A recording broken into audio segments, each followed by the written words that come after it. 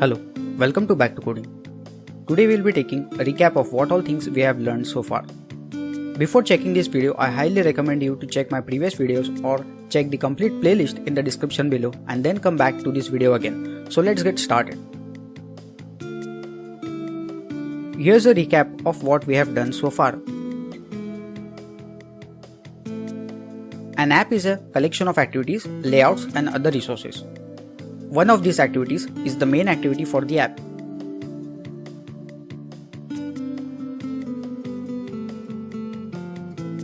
By default, each app runs within its own process.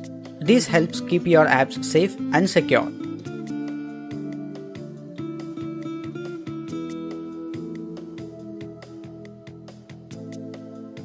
You can start an activity in another application by passing an intent with start activity.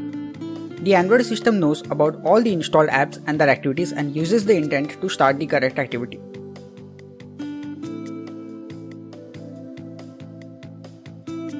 When an activity needs to start, Android checks if there's already a process for that app. If one exists, Android runs the activity in that process. If one doesn't exist, Android creates one.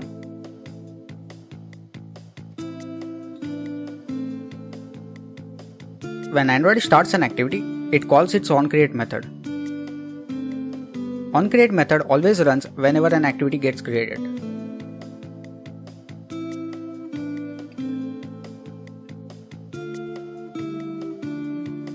There are still lots of things about activities like how long does the activity live? What happens when your activity disappears from the screen? Is it still running? Is it still in memory? And what happens if your app gets interrupted by an incoming phone call, etc. All of these topics are going to be covered in the upcoming videos, so stay tuned for it. Thank you for watching this video. Please do like, share and comment on this video, which really motivates me to make such useful content for you. Also, don't forget to check my other videos which can be helpful to you. And finally, subscribe to my channel.